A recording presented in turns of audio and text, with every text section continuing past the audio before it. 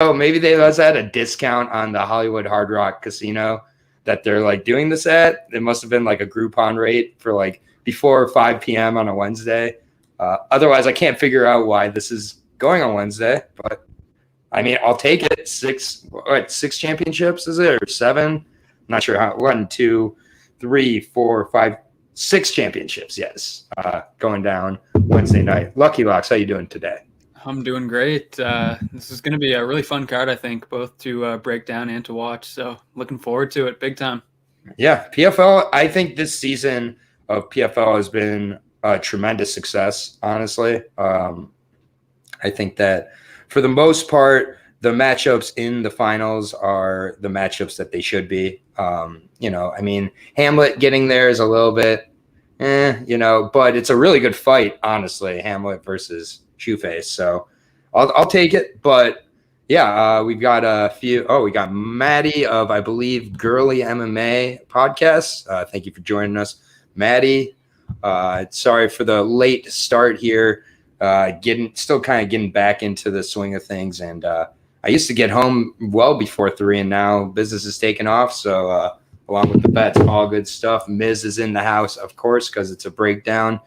So Miz is always here. He's a legend. But it should be a very good card here. We won't spend too much more time jabbering. Definitely done talking about my weekend because I think everybody else is done hearing about it. I get it, but plus 21,000 is the last time I'll mention it. But yeah, plus 21,000. We'll see if we can replicate that at some point. But for the fights taking place Wednesday, October 27th from Fort Lauderdale Hard Rock Hotel and Casino in Florida. We got 10 fights on the card, the 6 championship fights, as well as Clarissa Shields fighting on the main card, I guess, because we got to put Clarissa Shields on the main card. And then we got, so it's a 7-fight main card starting at 6 p.m., 3-fight prelims starting at 4:30. And we're going to start with guy who I've been very excited to get back in the cage. I think a lot of us are. Don Madge finally getting the visa issues cleared up. I think UFC was foolish to get rid of him. I get it that there was some issues. He had like 3 or 4 canceled fights. I think 3 of them were due to visa issues. But Don Madge is I think a very, very interesting MMA product that I don't think enough people quite realize what a big deal him signing with PFL is. I think going into next year, he should be one of the favorites for the 155 title. But starts off with, I think they call these like promotional matchups. I think that's what they've been calling these. Showcase bout, I think. Showcase bouts, yes. Yeah. And I mean, it appears to be a pretty good showcase here for the South African 9-3-1, taking on the 13-7 nasty Nathan Williams of the featherweight division. Nathan Williams, 13-7, as I said, 34 years old, 5'11", 74-inch reach. So he will have a slight reach advantage on the 6-foot Madge here. But, Nathan Williams, he's kind of just I don't want to say a brawler because that does kind of sound demeaning, but he just kind of goes in there, looks to make the fights very dirty. I mean, you look at the record, there's a ton of decisions in there. He has a few submission finishes as well, but I mean, for the most part, it's not his power that kind of gets it done. It's the wrestling. It's pushing the pace. He's faced a so-so level of competition. 2 losses to Carl Deaton are very troubling to me. We saw Carl Deaton a few month or 2 ago. He didn't look all that great. No more on. Yeah, seriously, I finally found someone to show up, Visceral. I've had a couple solo shows this week. Life happens, man. But either way, I'm always glad to have someone to talk to, even if I take all the good stuff before turning it over to my co-host. But yeah, the 2 losses to Carl Deaton, both with 8-6-4 fighting championship, kind of lets me know a little bit about his ceiling with regards to his wrestling and his grappling. Tyson Duckworth is a guy I've seen on several Contender Series guys slates, so he was able to beat him. But Don Madge, very tough matchup here. Also, his last fight was at a catch weight of 150. This will be at 155. Don Madge has not fought since September of 2019 when he took on Firas Siam. Got a decision over him. We know how good Firas has looked. That's very impressive. I get T. Edwards was as busty as a bust could get, but the way that he beat T. Edwards was just world-class striking. I mean, he showed the striking in the first bout, the complete MMA grappling in the second bout. I just think that the couple years off, I'm a little bit concerned, but from Instagram, from what I've been able to see, stayed active. And, I mean, he's shown the grappling. He's shown the stand-up. He'll need to use the grappling defensively here. I think he does, and most likely gets a finish. I'll say a TKO finish for Don Madge. Yeah, honestly, I don't really have too much to add. Don Madge coming off a layoff, but I just think he's the much higher level fighter. I mean, EFC champion, 2-0 in the UFC, supposed to fight Gazik, Mustafayev, Nasrat Haqparast. I mean, now he's fighting a 13-7 regional fighter in Nate Williams, 34 years old, fought 3 times this year on the regional scene, went 2-1. I just don't think he's on the same level as Don Madge. So I'm going to go with him there too. It's kind of an unplayable number at this point, like minus 600 or whatever. But I mean, yeah, I just see him getting the knockout, similar to you here. Yeah, I mean, it is one where even inside the distance, you're getting minus 275 probably or something. It's just it's one that I'm gonna have to watch or try to guess the round. I'll probably put a low on round 2. I think Madge will need a round or so to kind of reacclimate and everything. And also Nathan Williams, he's really tough. I swear there's like 10 or 15 Nathan Williams on the regional scenes that like you just kind of know they're gonna spring some upsets at times, but it's just hard for me to pick someone with 2 losses against Carl Deaton. I know that's rough, and I don't mean to insult Carl Deaton. I'm from Michigan. I'm from Mount Pleasant, where he fought his regional fights at. I respect Carl, but yeah, minus 650 for Don Madge, plus 4. That's crazy. Like, that is absolutely crazy. It will be in my long shot parlay and maybe 1 or 2 others, but it's just, you don't. After watching Grant Dawson as a minus 550 almost cost me plus 21,000 parlay, you don't want to sit there and have that buyer's remorse. 650, it's not going to do anything for you in any of your parlays. So Nathan Williams has been more active. And the guys he's beat, Firas Siam was good, but that was early in Siam's UFC career. Tay Edwards was terrible and probably also would lose to Nathan Williams. So not doing MMA math, but also not doing MMA math. But good to see Madge back in there. I honestly think he puts on a showcase, which is why it's good he's in the showcase fight. Speaking of showcase fights, on to the next one, Julia Budd versus Kaitlin Young. This is one I didn't do a lot of research on. I'm not going to say that a lot. I know Julia Budd. I know Kaitlin Young. I'm going to just save, if you want to kind of go through some notables on the records. Julia Budd beats Kaitlin Young. She's just multiple levels ahead of Kaitlin Young. Kaitlin Young has is that a sub 500 career now, or is it? She's 12 and 11.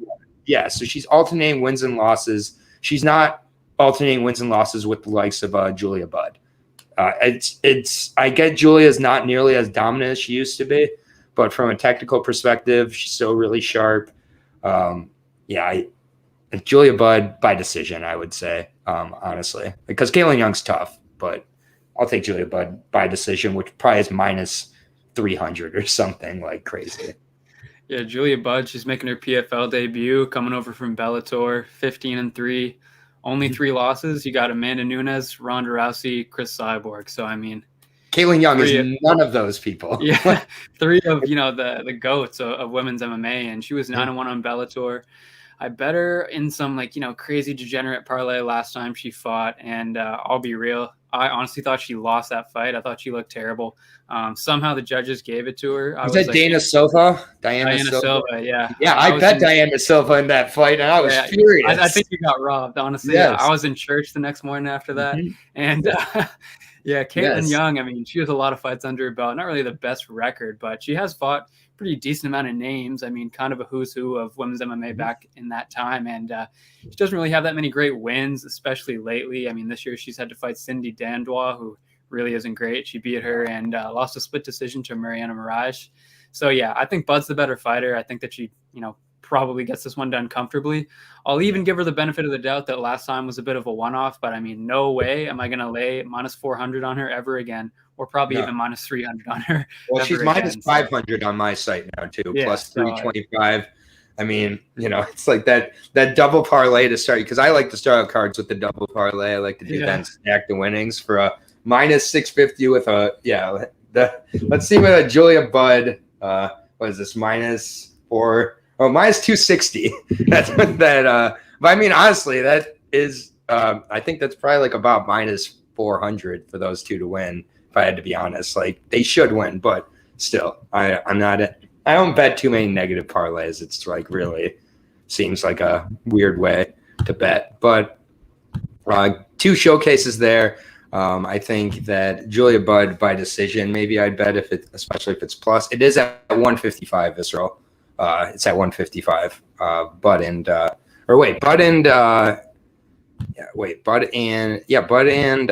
Kaitlin Young is at 155. Yeah, first two fights are at 155. Next fight is the Smoking Pug is back. The guy was the Smoking Pug. This guy's a professional gambler apparently, and that's why he shows up to all of these. He'll let you know how good he is. Hi, Smoking Pug. Good to see you. Came back.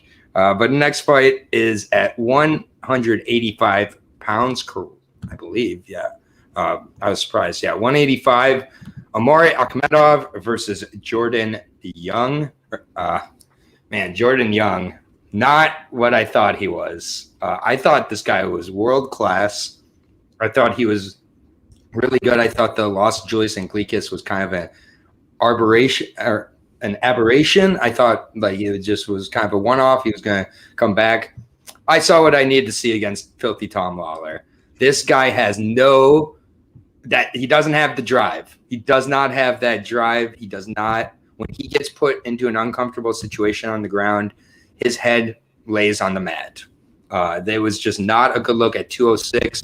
He was tired. He's now cutting 20 pounds. I don't know where he's going to cut that from. He's a massive light heavyweight, I just really don't know what to say. I think this is a pretty panic move by the 6'4", 80-inch reach, 26-year-old here. 11-2, American top team representative, mostly a wrestler, has some pretty rudimentary striking, if I'm being honest. And I mean, with Bellator, had 4, 5, 6 wins, and Bellator chose to not sign him. I think that he had some decent wins at Tim Curran. Jamal Pogues, not so great. Joel Bauman. I mean, these are regional guys, decent guys, but he kind of did, really rely on just getting the top control and getting the submissions. And if he didn't against Anglickas, froze up and just really struggled. And then it was even worse against Tom Lawler. I was all over Jordan Young in that spot. He was a minus 450 favorite. And I was still all over him. Said put him in parlays. Tom Lawler's not winning. And sure enough, Tom Lawler grounded him over and over again with the same techniques, stayed on top of him, almost put him away with a mounted guillotine. It was really, really tough. Smoking Pug, you'll have to come back tomorrow for the UFC breakdown. She'll be in the comments too, so she'll say hi to you, I'm sure. But no Boston Bunny today. You're stuck with Lucky Locks and Aaron the dog, so sorry. You can listen to this one audio. But yeah, bad loss against Tom Lawler. He's essentially going up against a way better, younger Tom Lawler here in Omari Akhmedov. I don't mean to sound kind of amateur here, but that is what he is. 34 years old, Dagestan, 6'4", 73-inch reach. So he's going to have a 6-inch reach disadvantage. But with how he fights, he doesn't really care about the reach. He did lose a split to Brad Tavares his last time out. I'm pretty sure there's no shame in losing a split. And speak of the devil, there she is. Welcome to the show, Bunny. As always. But yeah, Omari losing a split to the UFC record holder for most decisions in UFC history, in Brad Tavares, he's now had 16 decision wins. Brad Tavares knows how to win a damn decision. And I mean, Omari, it's his gas tank. First round, he's crazy overwhelming. Second round, he's a little less overwhelming. Third round, he's a walking corpse, essentially. So, but he's going to be going up against a guy who's depleting himself to 185 for the first time in his career in Jordan Young. I just think that Omari takes this one pretty handily. Lawler was so close to subbing him. I'm going to say Omari gets the submission. I think he can choke him out in this fight. Arm triangle, I'll say. That's Omari's jam. Yeah, I like Akhmedov here too. Coming over from UFC after his loss to Tavares, and I just feel like he's getting a massive step down in competition here because Jordan Young just, really didn't look good last time out, as you mentioned. That was a really bad look. Akhmedov will be at a bit of a size disadvantage here. Young is coming down from 205. I just feel like Akhmedov is just straight up better. I don't think Young is going to have any success trying to wrestle him down. Young is, 11-2, 0-2 in his last two. He had a nice win streak on Bellator, but kind of like you alluded to, they're kind of lower level regional guys.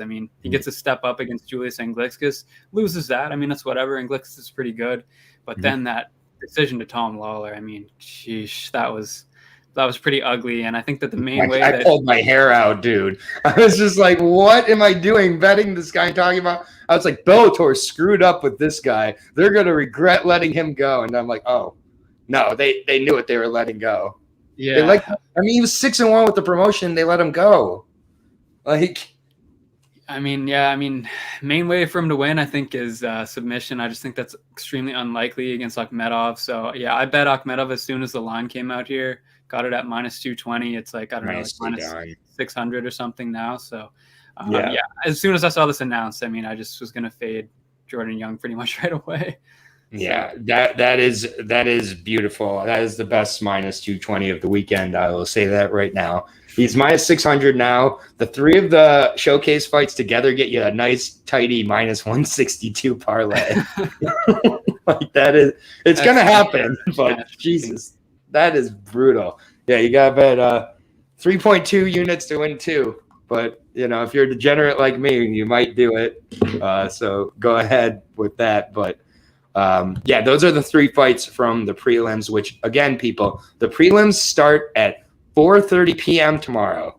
In the middle of the work week, I'm going to have to almost rush home to get to watch these. I don't know how someone in California is able to watch. The whole card's going to be over before people in California are out of work. Again, a Wednesday championship card. They must have gotten the Groupon special on the Hard Rock Casino for that, because it just not even be on Thursday. I guess they're not going against football, so that's good. I guess, but yeah, the main card starts at 6 p.m. And it is going to be on ESPN Plus as well as ESPN2. So you can tune in to either place, but not going to be the main card for 2 more fights. I don't know why I thought the prelims were only 3 fights. So they have a championship fight on the prelims, 2 championship fights on the prelims. Gotta make room for Clarissa Shields, man. Wait, the PFL put 2 championship fights on the prelims so that Clarissa Shields can find the third from the top against a 2-0 opponent? What is happening, PFL? What are you doing? This is insane. Yeah. Loic Rajabov versus Raush Manfio, the 155 title. This is why I think that a guy like Don Madge being signed to the organization is huge. Can you not tell me Don Madge belongs in a Loic Rajabov or Raush Manfio lightweight final for the title? Pretty sure he'd be odds favorites over both those guys. But either way, I can't believe that PFL literally put 2 championship bouts on their prelims. That's bizarre. That makes absolutely no sense. But we got Brazil taking on Tajikistan. I swear Tajikistan loves showing up so that they can see if I've learned how to say their country. I think I've gotten better at it, still probably screwing it up. Raush Manfio, though, the Brazilian, I'll be breaking down first here, 14-3 for the 29-year-old. Been a nice season for him, going 3, winning 3 straight. Last one, August 13th, 2021, again, fighting for Team Nogueira. Clay Collard was a close fight, but I do think he won the fight. Looked good in it. I think had a pretty clear win over Anthony Pettis. The Jolkin Loderbach fight was closer. So he's had 2 closer decisions, and then the fight against Collard, I think, was the most kind of clear cut here. He's got good striking for sure. Competent grappling. More uses grappling as a form of pressure. Keeps good pressure. Doesn't allow his opponents to get a lot of space. But I think that this is going to be, I think, his toughest fight of the season. Honestly, look, Rajabov. We look at kind of some of the other guys who Manfio has been against. He's been against guys like Frivola, guys like DeMarcus Jackson, Sidney Outlaw, losing a couple of those, winning some. Glaucio Franca on Ultimate Fighter Brazil back in 2015. So he's faced a good level of competition. Seems to continually be testing himself since getting to PFL. I don't think he's shown that he's not in this level. I do think that loss to Sidney Outlaw made him much better. It was a championship fight as well. He looks very confident in there. And with this, these are all five-minute bouts. So he does have 5-round experience. Loik Razmanov, 15-3-1 for Jaguar Paw, 31 years old, out of UFD Gym in Germany. Coming off of a couple wins. Ahmed Aliyev, he knocked him out real quick. That was a great knockout too. Got a nice decision to rebound from an early loss to Alex Martinez. I actually bet Alex Martinez in the first time around in that as well. Really, really good rebound win there, though, over Alex Martinez. Solid guy, but still a little bit green in the game.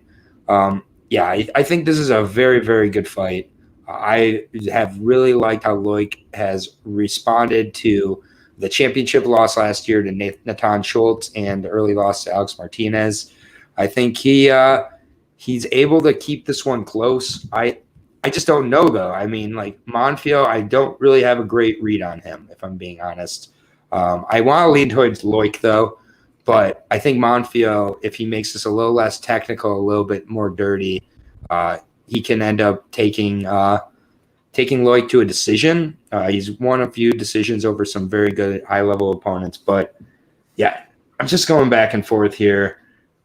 I'm not going to put a bet on this fight, but I'm leaning towards Loik, but I also kind of want to bet Manfio. So that lets me know not to do anything with this fight. So I'll take Loik. I think he's faced a good level of competition in PFL, but he hasn't had the best results, honestly.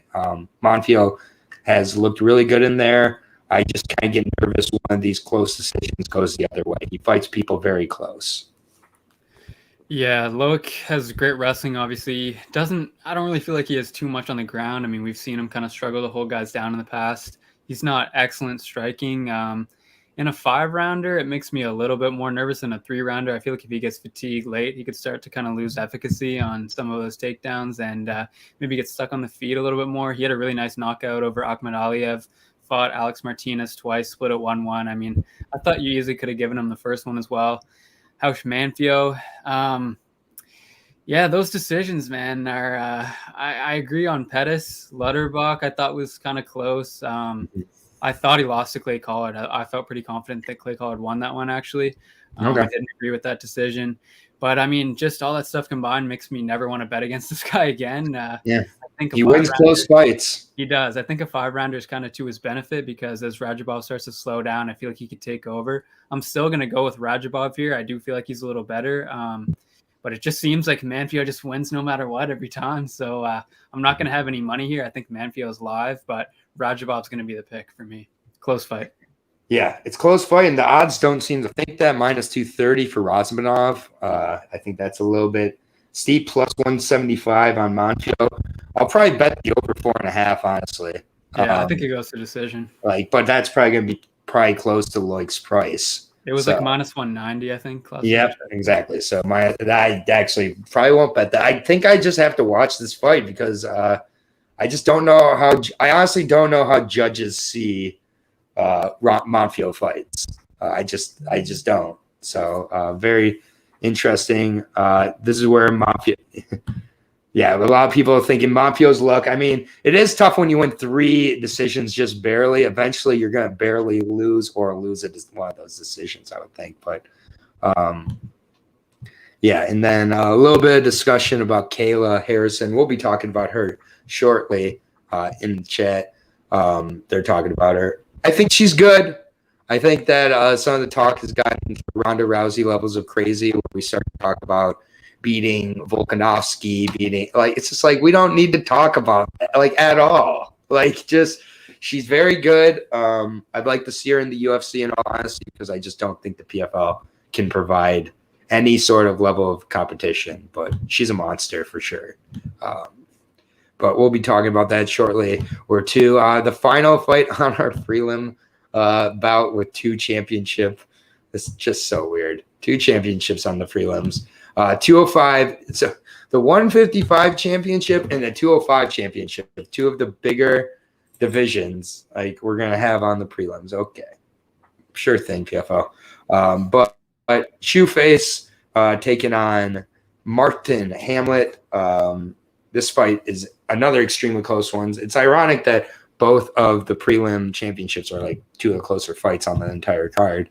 Antonio, which might result in kind of quote unquote boring fights because of how they match up. But Antonio Carlos Jr., 31 years old, 6'2", 79-inch reach, Ultimate Fighter heavyweight champion, taking on Martin Hamlet, 8-2 out of Norway, 29 years old, 6'1", 75-inch reach out frontline.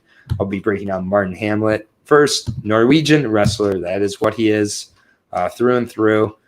Showed a little bit of some gas issues, and not in his last fight against Cesar Ferreira, where it appeared that Cesar Ferreira took a dive, or at least showed up to the fight with an injury that he wasn't reporting, and just started the fight so he could cash his fight check. Because Martin Hamlet, I don't think threw a strike in that fight. I'm pretty sure Cesar stepped forward and then held his calf and said he was hurt, or his hamstring. Before that, I did have Corey Hendricks in an upset over Martin Hamlet. Martin Hamlet was putting together good first couple rounds. The gas tank really started to dwindle as the fight went, and Corey Hendricks jumped on the back, choked him out. Very impressive finish there. Definitely slowed a lot of people down from the Martin Hamlet hype train that happened after he beat Dan Spawn. But Dan Spawn came back and had a really good win also. So, with Martin Hamlet, he's going in there. He's looking to wrestle. He's using his striking to set up his wrestling, kind of striking for the first few minutes of the first round, and then turns into a full-on wrestler from there, really, in most of his fights. I think in this fight, he's kind of facing a guy who's his mirror in some ways, but from a Brazilian jiu-jitsu perspective as opposed to an Olympic wrestling style, but also kind of starts with his striking to set up his grappling. Also has at times a little bit of slowdown as the fights go on. I think this is going to be a really good fight. 12-5, Antonio Carlos Jr., Shoeface, 6'2", 79-inch reach, American top team representative, beat Emilio Sordi, last year's champion, by decision last time out.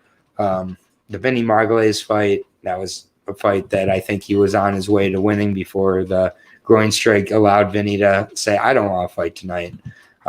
But I also haven't been struck in the groin by a crazy athlete, so I shouldn't judge. He did do to Tom Lawler what you're supposed to do to Tom Lawler. Put him away in the first round. Guillotine choked him. Brazilian Jiu-Jitsu finally on display there. I do think that Shoeface benefits much more from being at 205. Looks much healthier. Plenty of good size here. His losses were to guys like Ian Heinisch, Brad Tavares. Uriah Hall doesn't fight like Martin Hamlet, but I honestly think Martin Hamlet can replicate a lot of what Heinisch and Brad Tavares did. It's the 5 rounds that concerns me. He was gassing after 3 rounds. We now have 5 rounds. Shoeface takes this one. Either he puts him away by submission or wins a decision. Yeah, ACJ has been on a roll since getting to PFL and since getting to light heavyweight. He lost 3 straight in the UFC, comes in 2-0 with a no contest in PFL. And, the fight didn't go on for that long, but I feel pretty confident that he was going to get it done against Vinny in that no contest. coming off a playoff win over former champ Emiliano Sordi. And yeah, like you said, I think the 5 rounds is huge here. I think that favors him. We've seen Hamlet slow down the later it gets. I mean, ACJ could easily sink in a choke in the 4th or 5th, or maybe even before that. Hamlet started the season off looking great, choked out Dan Spahn in round 2. He was beating Hendricks, but fell victim to a very light rear naked choke. I was also on Hendricks for that one. And I mean, if that's happening against Corey Hendricks, it could definitely happen against Antonio Carlos Jr. So there was that weird hamstring injury win in 13 seconds over Cesar Ferreira. And yeah, I just think that if Hamlet gets tired during these 5 rounds, Antonio Carlos Jr. is going to have a really good chance to put him away or just win kind of a dominant decision. So I don't have a piece of this betting wise, but yeah, I think ACJ probably wins this. Yeah, no, I probably will take a dip at the submission prop when it becomes available. Minus 190 for Carlos Jr. I feel comfortable with that in a 5-round fight against Hamlet, especially if it was a 3-round fight. I'd be a little bit more nervous, but I just think 5 rounds, he's either going to have to severely affect like how he's carrying himself and how much he's asserting himself, Hamlet, or he's going to be shooting for a finish early. And I just think a lot of that's pretty tough. Yeah, but and then Kiki here, sorry if I'm saying your name, Kikai. Their way of winning fights is the same, takedown, looking for submissions as Aaron. Yep. Martin, Carlos, kind of similar. Tony's just better gas tank. Exactly. Yeah, it is. It is one of these, I think, where Hamlet is live for the first couple of rounds, but I mean, how does he put him away in those first couple of rounds? He's not submitting shoe face, most likely. So ground and pound finish. I haven't seen too much of that from Martin Hamlet. So yeah, I'm going to have to go with shoe face here. I just think he's the better guy. 5 rounds, I think, is his advantage also. So that will conclude the prelims with the 2 championship bouts in there. I don't know how I didn't notice that before. This is crazy. We're on to the 145 championship. Mavlid Kalibulov taking on Chris Wade. This is a really high level 145 fight. Chris Wade proving people wrong all season, and I love it because I've been benefiting from it. 5'10", 70-inch reach for the 34-year-old out of Islip, New York, Long Island MMA rep, taking on the Russian, 31 years old, 5'8", 70-inch reach, so identical reaches here for the Eagles MMA representative. Chris Wade, one thing that's interesting about him, he's faced 4 or 5 guys from Eagles MMA at this point, albeit at 155. He should have somewhat of an idea of what he's getting into here in this fight with Mavlid. 3 straight wins over Anthony Dizzy, which is, I think, a better win than people will give it credit for. I like Anthony Dizzy quite a bit. He's a tricky veteran from France. Armen Asipanov, somehow he was an underdog in that fight. Nailed, was all over that. Plus 125, knocked him out with a head kick. It's pretty crazy when Chris Wade is knocking people out with a head kick. And then Bubba Jenkins out-wrestled the wrestler. Looked really good. I mean, you look, there's so many decisions on this record. It's crazy. He has a few finishes as well. But, I mean, he is much more of kind of the decision machine. He's been a pretty significant underdog in his last 2 as well. And coming into this one, he's another underdog. Mavlid Kalibov, 18-0-1 for the Animal, I believe is his nickname, or the Killer, sorry. 18 straight wins for him as well. Has had the win over Brendan Laganen. Very close fight. Really, really good fight also. But definitely pushed him to the limit there. I mean, yeah, you can do that parlay. It's a minus 160. I'm not crazy about a 3-piece for minus 160. Go ahead and throw shoe face in there, at least to get it to even money. That would be my advice. I think that for shoe face, Akhmedov, Bud, and Madge, that comes in pretty handily there. So that would be my advice for a prelim parlay there. But Mavlid here looked good against Lance Palmer. Kind of up and down against Laganen. I think there was a lot that Chris Wade can take out of that fight and apply to a 5-round fight. Lazar Stanovic, honestly, was one of the lower-level guys on the season. I didn't really rate him too highly, but Winder got the decision. Had a huge knockout of Damon Jackson. Had a draw with Andre Harrison. And that's, I think, the fight that I kind of circle here. I think that Andre Harrison, the physicality and the cardio, I think were huge differences, the wrestling ability. And Chris Wade has all of those in spades. Chris Wade, fighting at 155, used to fighting a much larger level of opponent, seems to be really benefiting from the weight cuts pretty well. It seems like the discipline is helping him be a better MMA athlete, honestly. He looks really good, very determined.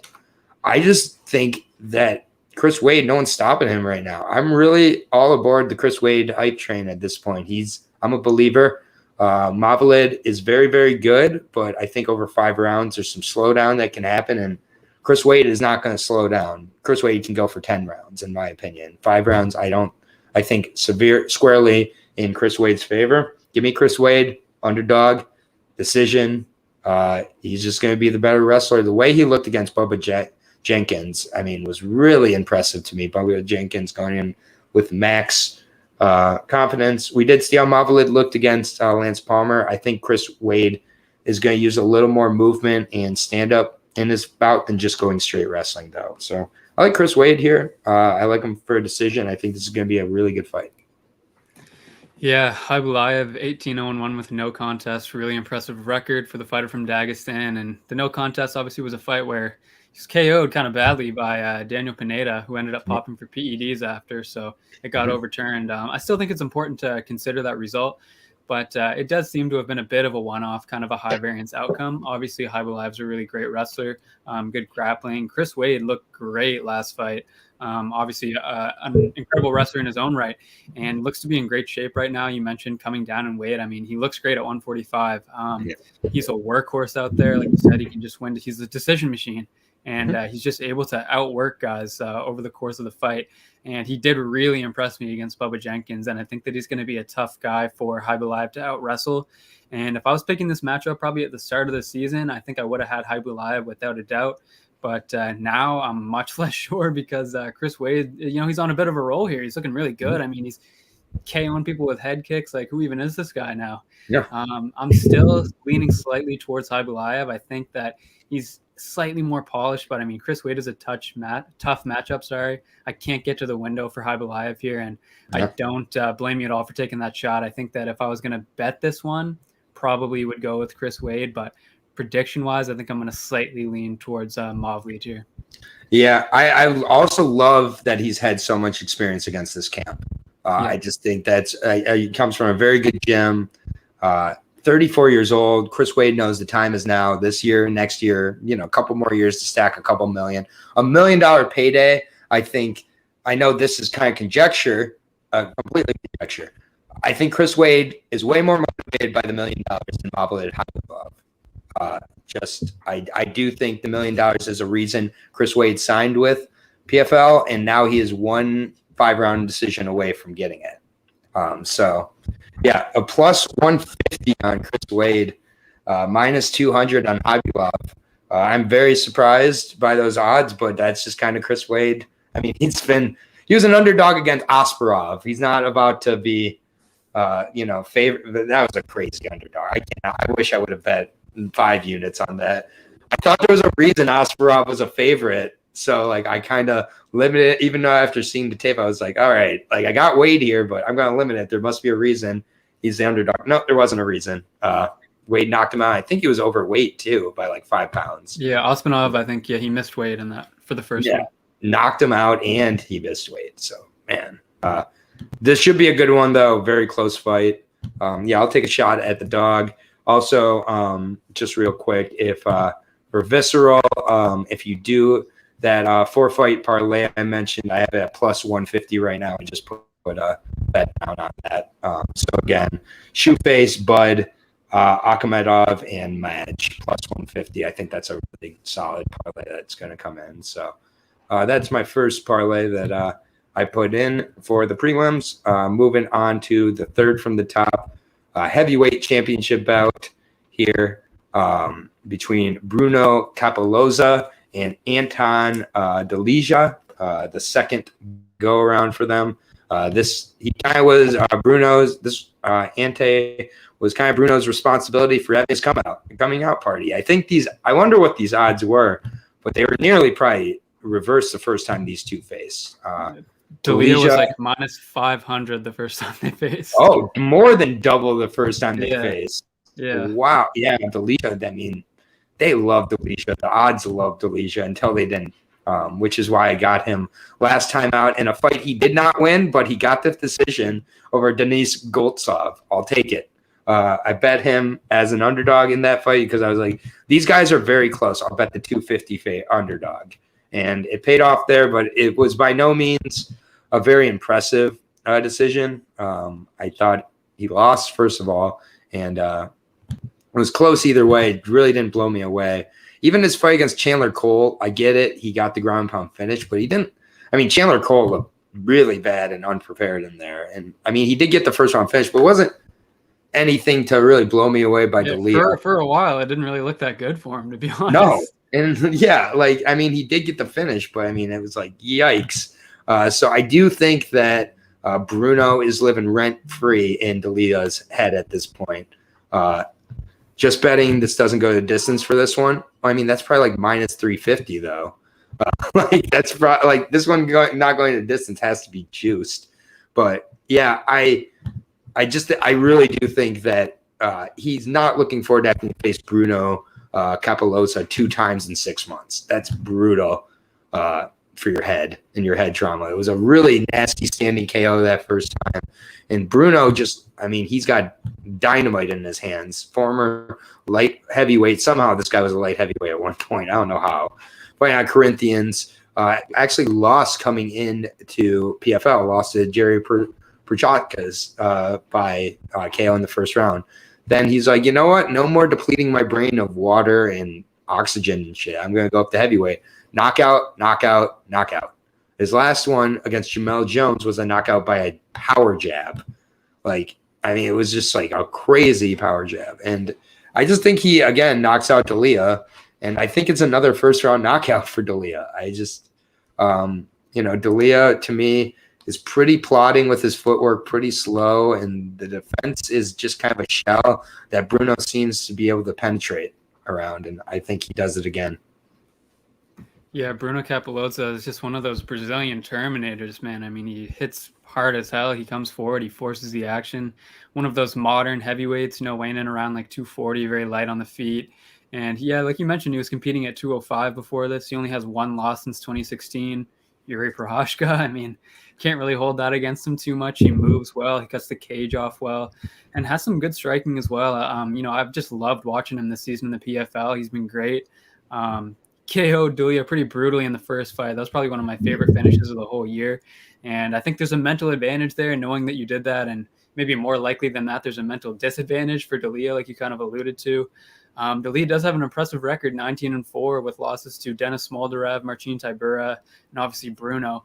He was the favorite in the first fight, big favorite, and got sparked early. Went on to win 2 straight, including a win over Denis Goltsov. However you feel about the decision, I mean, it's a good win to have under your belt, and he was an underdog there, and he's going to be looking to even the score with Bruno here on Wednesday, win the prize money. But I bet Cappelozza quite a long time ago now. He was minus 185. He kind of got up to like minus 250, but now starting to come back down around like minus 200, minus 190. Delija was a huge fave, and now is the dog, and that's normally a spot where I'd look to back the dog, but I just couldn't do it this time. I have Bruno Cappelozza at minus 185 here. Yeah, he's at minus 220 now. Yeah, it's funny how quickly it changes. Like, beginning of the year, if you told me I could get Delija against Cappelozza at plus 245, I'm betting it flying. But head trauma changes things, man. And he took a lot in that fight. And Cappelozza is I think he's too fast. He's just too fast. Like, he is so fast.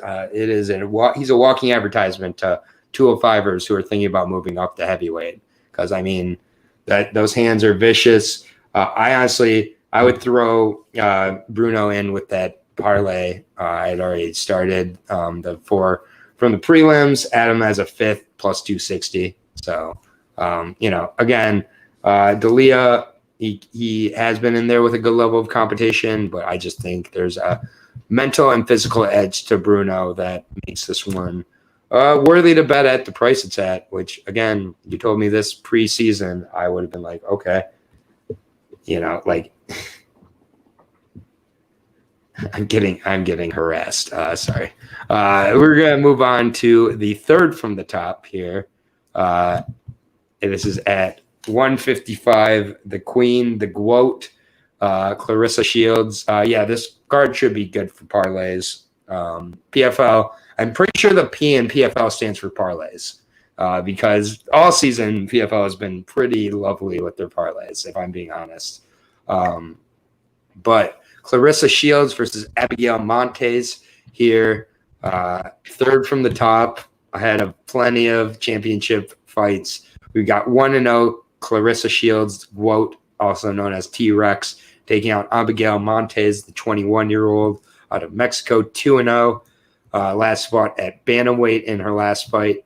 Yikes. I'll be breaking down Abigail. First here, 2 straight wins, fought in April of this year with Icon. Against both of her fights are against 0-0 opponents. And it was actually at 145 her last fight.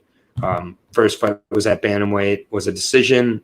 Claudia Zamora, pretty sure she fought with Bellator recently. And we saw her, let me just check. Yeah, she fought with PFL Mokhtarkina a couple of weeks ago and back in August. So she looked okay there. Honestly, Claudia looked like a pretty physical opponent, and so that's a decent win with Combate. Don't know anything about Trusita de Jesus Lopez. What I can say is that Abigail appears to have a little bit of wrestling in her pocket. That's how you're going to beat Clarissa Shields. I rated Abigail Montes' wrestling at about a 6 out of 10. I think that might be enough to beat Clarissa Shields. I'm going to bet the underdog here, Montes. I'm going to bet Team MMA versus Team Boxing. Clarissa Shields in her first MMA fight, it looked like her first MMA fight. She was really being held down, kind of having some weird attempts to get up. Finally got her hands loose in the third round, cracked the 3-6 Brittany Elkin and knocked her out. But before that, it was looking real bad. I think that Abigail Montes gets in there and just tries to wrestle her, control her, and I think she does it. I'll take Abigail Montes in this spot. When you can bet against Clarissa Shields with the prices she's getting right now, with the height she's on, you do it. I was hoping it would be about double what it is, but plus 250 for Montes, still a worthy price for me. I'm gambling here, but I got to go with the MMA fighter. Yeah, Clarissa Shields is an amazing boxer, Olympic champion. She got belts on top of belts, but is she good at MMA? Not really. From that first fight, seemed no. Yeah, she's coming into her second pro MMA fight here, and it's hard to get good at MMA in such a short time. I mean, if she really wants to put her head down and get after this, which it seems like she does, I mean, I've no doubt that she will become a good fighter, but it just doesn't happen that quickly. She has amazing hands, but as soon as it turns into an MMA fight, she has real problems, and she got dominated by a 3-6 regional fighter, Brittany Elkin, last fight for 2 rounds. And I had a bet on Elkin there. And Elkin, I mean, she just pulled a stunt and guess. I don't know what happened there. She basically just laid there and got TKO'd. I had money on Elkin as a big dog, so close to cashing that. And Shields opened up as a minus 675 favorite in this fight. She should never, ever, ever be that big of a favorite in an MMA fight. Training at Jackson Wink with a great team. She's a world-class athlete. I'm sure she picks stuff up very quickly, but I can pretty much guarantee you that the grappling and wrestling hasn't been shored up in that period of time. Montes, 21 years old, 4 inches shorter, but 1 inch longer. She should just go for takedowns here. She's 2-0 against 2 0-0 opponents, and it's pretty much the same type of a matchup for Clarissa Shields here. I mean, she only has 1 fight. She spent 10 plus minutes getting dominated by a fighter with a losing record. The only danger for Montes is the striking. And I mean, Montes is like an okay striker. Obviously, Shields has very legit power, and you could see that right away in her last fight. A ton of power in her hands. But I think if Montes can get 1 takedown per round, she'll look like a huge favorite here. So I'm going with Montes. I bet her at plus 325. And just, under no circumstances should Shields be this big of a favorite. So, I got to go with Montes. It's a small bet, but, Yeah, well done there. I wish I would have jumped on that at the right time. My parlay I jumped on like way early. I jumped on the wrong sides of a lot of the stuff. So like all of a sudden I'm looking at it and I'm like, oh, you can cash out for like 2/3 of your bet now. I was like, damn it. I want to see you cash out for the amount. But yeah, you're on the right side of these early bets. I need to start learning from you. But yeah, we're both on Montes here. Clarissa Shields, only 26 years old. So she can really improve rapidly, but might require a loss before the true improvements come. Third from the top, no way it should be third from the top, but they're doing business here. They're probably going to advertise that more than any fight besides the Kayla Harrison fight tomorrow. So, do what you can do, Bellator or PFL, to get your views here. The co-main event, though.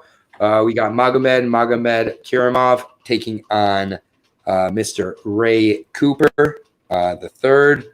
I love me some Ray Cooper. He's one of my favorite kind of PFL products to exist. And this is a very interesting fight here for the 170 belt. 23-7 against 29-5. Fantastic records, fantastic experience. 30+ fights for these guys.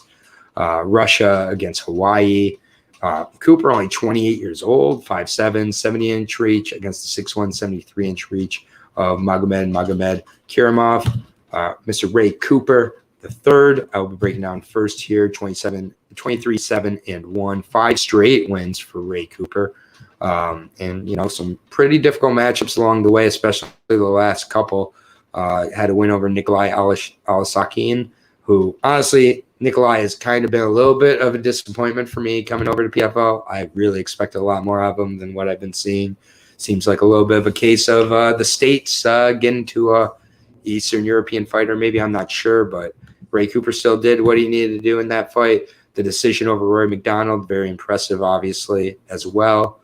A lot of people said the only way he was winning a knockout, and he put together 2 good decisions his last few. Chris Curtis is a good win. David Mashad. He's got that Hawaiian power, a lot of knockouts, knocked out Jake Shields, knocked out Jake Shields again. He's got Pavel Kush, a few, decent wins. Henderson, Ferreira, good wins there. Chris Curtis, as I said, Alasakin, and then Rory McDonald coming into this fight, seeming to fight in his most smart, intelligent methods of fighting in his career, not just rely on the one-punch KO. But you got Magomed Kerkimov, 14 straight fights for him, 29-5, has not lost since being in the PFL. I mean, just who you put in front of him, he's put him away. He actually started with the World Series of Fighting, beating Bobby Cooper, Herman Tirado, Vukovic, Pavel Kush as well. Vukovic again, knocked him out. Beat Ray Cooper the first time by guillotine. A couple wins over Chris Curtis, John Howard, Curtis Melender, Sabadou Sai.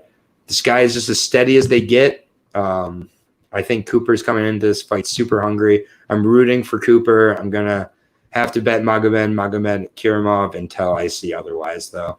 I just think he is so steady, so strong with the just his overall MMA game. Is grappling, I think, would give Ray Cooper some problems again here. I think it's just a tough matchup for Ray Cooper. I think he beat so many in the 170 division that aren't Kerkimov. But yeah, I'll take Magomed Kerkimov, and I'll take him. I'll say decision. Yeah, Magomed Kerkimov only had 1 regular season match due to injuries, but he's able to score a round 1 Ezekiel choke, so still qualified for the playoffs. It's a pretty sick finish. Something looked a little bit off, like with his knee or with his leg. I don't know. Just in both the fights, even with the Sadabou C, I mean, something looked to be up a little bit with them. So something looks a little bit off with him to me. He is a fighter that I really like. I think he's more technical with his game than Ray Cooper, but I don't know. I'm getting a bit of a bad feeling. I didn't really like the way he looked against Sadabou C, and I think there could be a little bit of trouble on his hands if this fight goes late.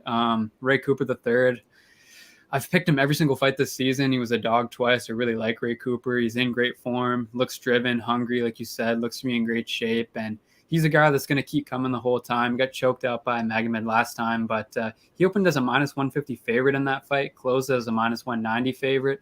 He opened up at +220 here. So, I mean, at the price, I actually like Ray Cooper here. I think the line's a little bit wide, and I'm backing Ray Cooper at plus 185. Actually, I'm taking the shot. I like it. I mean, this kind of feels where I'm breaking it down, like a lot of things I said about the Rory McDonald fight, where I was like, yeah, Rory should be, Rory's the better MMA guy. I just wonder if kind of the image a lot of people have about Ray Cooper just being a banger, has to get in there and get the knockout, is a little bit false, or has kind of been a little bit adjusted. He's only 28 also. Like, Ray Cooper is rapidly changing, approaching his prime. So as much as maybe he's not given the credit for his technical, I don't hate the chase at all. The knee injury is a great point. He definitely does have a knee injury. It definitely showed up in the Sabadou Sai fight and the fight before that. So I actually really like you pointing that out. I think that's a great point. Justin, good to see you here as well. Sorry to everybody in the chat. As you guys know, I'm doing the split screen thing. I'm still waiting for my second monitor to come. So until then, I'm not able to see the chat when I'm on the other screen. So not ignoring anybody. But we are to the main event of the evening. Kayla Harrison taking on Taylor Gordado. Right off the bat, I've talked with Taylor Gordado's father several times. He's he's a follower of the channel, first of all. So thank you for the subscription, Mr. Gordado. He huge believer in his daughter. Can really quite honestly has sold me quite a bit on believing in her to be able to compete in this fight. But I mean, this is Kayla Harrison, maybe the fourth or fifth best woman in all of women's MMA already. And she's 11-0. She's really starting to get to that point where she's becoming very experienced in MMA, taking on a 3-1, no mercy Taylor Gordado. One thing I will say is she's a legit lightweight. That is good size. Fighting out of Extreme Couture, a good camp there, 3 straight wins since dropping her debut in Phoenix Series, which was a 3-fight tournament where she beat Claire Guthrie and Serena De Jesus, two good, legitimate talents in themselves. Lost to Tanisha Tennant in the finals by decision. Tanisha Tennant's been on a roll with Invicta also. She looked really good. All very good experience for Taylor. She really has not had, a quote-unquote easy fight yet. Helena Kolznik and Laura Sanchez, she did what she needed to do, didn't give them any space. The Mariana Moraes fight, definitely troubling there. Got very close. Moraes seems to have really figured out her fighting, though, since her debut against Kayla Harrison. So I think Moraes is kind of better than some people give her credit for. But, I mean, you can't come into a split decision with Moraes and then take that next step up to Kayla Harrison. And I can't give her much of a chance here. Kayla Harrison, I think, does what she does to every one of her opponents. And it's just a question of, is it ground and pound? Is it submission? What round? 11 straight wins for the 31-year-old out of Henzo Gracie Academy, as well as ATT. She's gone in there. Submission, ground and pound finish, a decision. She's kind of done it all here. It's ground and pound, submission, ground and pound. I think she goes back to the submission. Personally, against Taylor Gordado, I just think Taylor Gordado, but it's complete guess. Your gamble is if you want to do submission or KO. That's the question. So I'll take the submission side. Kayla, 11-0, judo champ, perennial PFL winner. We don't really have to say too much about her, right? I mean, everybody's familiar with Kayla. I was really hoping to see Pacheco versus Kayla Harrison in the final. Obviously, with the weight miss from Larissa Pacheco, that's not going to be happening. The line here is like, is she minus 3,500 or it's something that's just completely unbettable, stupid. That's literally what I have written in my notes. The line is stupid, and it's. I think she's up to 3,300, which I don't even understand what that means. That's winning more than 100% of the time. I feel like that price. I have no interest in betting it, but I mean, you got to think that Kayla wins this one. It's pretty much just, is it going to be a sub or a knockout? I'm going to give Taylor some credit. I like Taylor. I've picked her in every single fight she's had on PFL. She's a lot better than most 3-1 fighters in her amateur career. She beat Raquel Definitely. Pennington, Amanda Bell, Ashley Evans-Smith. The one loss in a 9-1 run was Ronda Rousey. So that's really impressive stuff. She's been pretty solid every outing so far, but Kayla's just another level.